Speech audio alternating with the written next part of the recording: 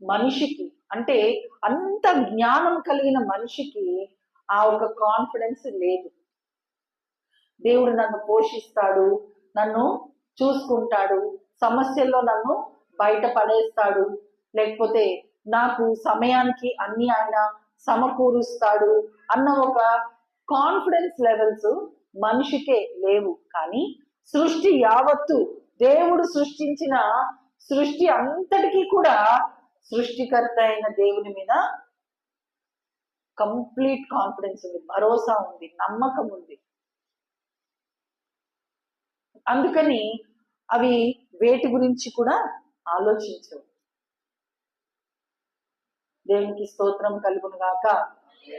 దేవుడు ఆకాశ పక్షుల ద్వారా మనకి పాఠాన్ని నేర్పిస్తున్నాడు. ఏంటి అనంటే అవి ఎంత దేవుని మీద ఆధారపడి బ్రతుకుతున్నాయో మనము